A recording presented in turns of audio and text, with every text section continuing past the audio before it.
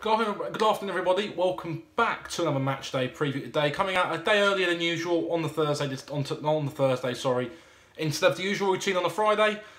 Got sort of things going on over the next couple of days. That is all. But looking ahead to Sunday's West London derby clash at home against Tottenham, live on Sky Sports. Kick-off at 4 o'clock, I do believe it is. Look, it's one of them games where we are probably going to lose, and you just got to be realistic and think about that Tottenham are a good team, even without their main players like Harry Kane and that who are injured. I'll get onto that a little bit more in a couple of minutes. I still think we'll come up short here, but look, we just got to go and enjoy the next couple of months we've got in the Premier League. If we are to stay up, then fantastic, I'll love it. But if we go down, then we've just got to take it on the chin. You know, Saturday's result wasn't great, it wasn't ideal in terms of us trying to stay up, but we just got to keep going. It's hard at times. A lot of fans are not happy with how things are at the moment in terms of the slow process in signings at the moment. There doesn't seem to be too much going on. I know we've got Ryan Babel in during the week, but there doesn't seem to be much else going on in terms of trying to get some sort of defensive recruitment through the door, in terms of trying to get some new bodies in who can really improve this side. There doesn't seem to be too much of that happening at the moment, and a lot of supporters are not happy with that, and you can understand that, it's justifiable, but we just got to all stick together, and it's gonna be a tough few months between now and the end of the season. We just, as I said, we just got to all stick together, and whatever happens, I'll still be there next year, and I'm sure a lot of people watching this probably will be as well. And we just got to see what happens. But moving into the preview, Spurs currently sit third in the Premier League from 22 games. They've won 16, haven't drawn a game this season, which is quite strange. Lost 6 of those games with a goal difference of +24, which is quite good. Obviously, top goal scorer this season is Harry Kane with 14 goals. He's leading the way there. And most assists comes from Christian Eriksen as well with 7, which doesn't surprise me. One of the best creative players in the league, in my opinion. And Spurs' last 3 games have been a 3-1 home defeat against Wolves, followed by a Cardiff away, a 3-0 win, quite comfortable there. And a 1-0 home defeat against Man United on Super Sunday over the weekend. So it's almost 2 home defeats sandwiched in between 1 away win, which suggests that Spurs have done quite well on the road this season. And a couple of stats that I will go into a little bit later on that back that up as well. Obviously, Harry Kane, Heung-min Son and Moussa Sissoko are the 3 most notable injuries. Came out with his ankle, Son away on Asian Cup duty, and Moussa Sissoko with his groin. Obviously, Lucas Moura is out as well, potentially, as is Victor Wanyama, and also Eric Dyer is in training again after having an appendicitis operation. So whether or not he's involved at the weekend, I'm not too sure. It might be a little bit touch and go with him, but we're just waiting to see there. Going to some more stats. We're looking for our first consecutive home wins in the Premier League for the first time since 2013. Obviously, our last Premier League home match was against Huddersfield Town, which we did win 1-0. And if we win on Sunday, it would be our first back-to-back home victories since 2013, which is a strange stat to have, really. Our home form has been a bit up and down this season. Our away form has been crap, really, to be brutally honest. But the home form hasn't been great. It hasn't been... Well, it's just been average, really, isn't it? It's kind of form you'd expect in a relegation battle. Spurs have won 10 away matches this season, which is quite impressive, more than any other Premier League side, which suggests that they do really well on the road. They're quite well accustomed to playing away from home, and they pick up some good results on the road as well. You know, only got to look at that Cardiff result, which could have been a potential banana skin against a side that were revitalised for large parts of that Christmas period, especially at home in recent months. When they beat Southampton, they had a couple more good results at home as well, and to come away from that and beat Cardiff 3-0 at their ground, you know, it's quite comfortable in the end for Spurs, and they were very impressive that day. Eriksen took one of his goals very well, and they just looked quite comfortable on the whole during that game as well. Spurs are unbeaten in their last 20 Premier League away matches against promoted sides, which during that they've won 17 and drawn 3, and their last defeat, against a promoted side away from home was a 1-0 loss against Queen's Park Rangers in April 2012, which suggests that they come back to West London, different ground this time in West London, which might do us a bit of a favour. Hopefully, might get a shock result, and it might give us the catalyst to really spring up the table and try and suggest that we can give this survival push a bit of a fight. But it looks unlikely to me.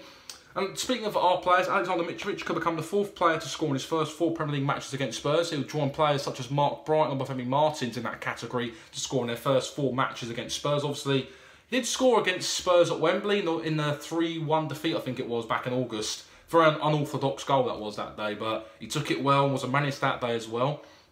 And finally, the final stat we've got, Spurs have won 9 of their last 10 Premier League matches against Fulham, with their only loss in that process coming at White Hart Lane in March in 2013 when we beat them that day, which was a bit of a surprise as well. We did actually go on to get relegated that season, so a win against Spurs doesn't always guarantee us to go and stay up. We went down that following May when we beat them in March, which don't suggest too much. to be excited for. But speaking of transfer rumours, if you haven't already gone and watched my predicted 11 for Fulham, I suggest you go and watch that. Plenty of discussion into who I think will start on Sunday and where I think which player will start and what have you not, and a bit of transfer talk as well in there. So if you haven't gone and watched that, I'm pretty sure that will have been uploaded probably the day after this has gone up. So if you haven't gone and watched that, then go over and watch it. Lots of people seem to like what the predicted 11 last week, so hopefully more of the same this week would be great as well. My score prediction for Sunday will be a 3-1 win for Spurs. I just don't think we're going to have enough in the tank to beat Spurs, even with a slightly depleted front line that Spurs have. I just think they've got enough quality to do us quite comfortably in the end. I think they'll run out quite convincing winners. I think we'll nick a goal, but only a consolation in the end for me, and I don't see us doing any more than that. And it's time's running out now in terms of us trying to get some sort of momentum going. Obviously, signings, as I said at the start of this preview, signings haven't, the transfer business has been generally quite poor this window. It's been quite slow. I understand that signing players is a very difficult process, especially in the modern day where there's so many more things to suss out now, like personal terms, which become really more important. And it is difficult, don't get me wrong. I'm hoping with, deadline day is 2 weeks today, so hopefully in 2 weeks' time we might have some sort of extra players coming in, some bodies coming in, hopefully some more experienced players to help us along the way, which will be very, very satisfactory as well. Because let's be honest, all our fans, we want to see Fulham doing well, and it's not been great at the moment. A lot of fans are not happy, as I've said before, and we just got to. It's going to be a slow process window. I credit to Tony Khan. He's come out and he's given us some good communication, which you can't argue with. I know people do pick at him. I've not been his biggest fan throughout the course of the season, but you've got to be credit where credit's due. He's trying his hardest. He's working hard. I know he's got a few other projects on the side going on, but in terms of the commitment to Fulham Football Club, you can't question it. You look at other clubs like Blackpool and Charlton who ain't run properly. Let's be brutally honest. The owners couldn't give a toss about them. We've got owners who do care. I know there's certain things that many supporters don't agree with and don't see eye to eye with in terms of the owners and fans, but they want what's best for Fulham, and credit to them. They always back us every season with finances in terms of trying to get the best players in to try and help us in our season throughout the season. And you can't argue with that. It's going to take a little bit longer than what we probably thought would have happened in terms of trying to sign players, but we just got to buckle up and just take the ride and see what happens, really. If we don't get any more players, then I would be worried, but there's still 2 weeks this window yet. It hasn't been a great one so far, but we have done a lot of business quite late on in the window, as I've mentioned previously, so we've just got to wait and see. It'll be touch and go between now and 2 weeks today, so we've just got to wait and see there.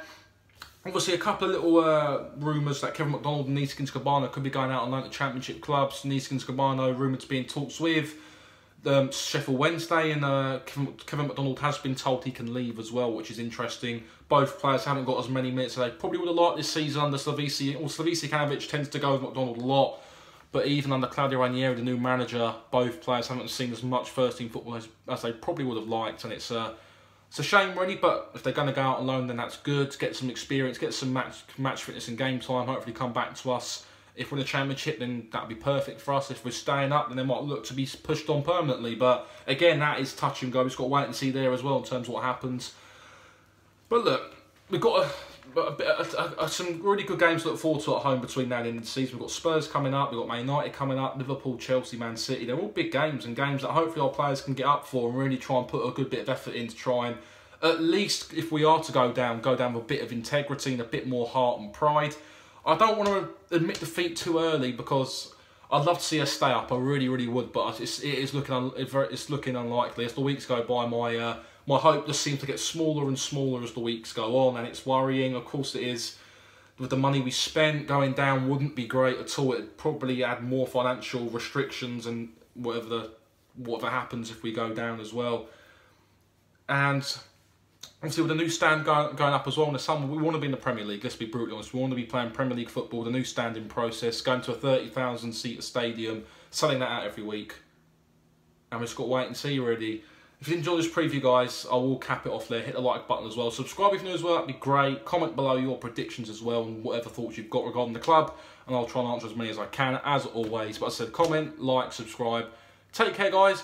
And hopefully see you Sunday for the matchday video. I've not been feeling too great recently, so I'm still, again, touch and go about Sunday, whether I'm going to go or not. I've just got to wait and see over the next couple of days, see how I feel. And if I am there, then great. If I'm not, I'll watch it at home. But either way, take care, guys. See you all soon.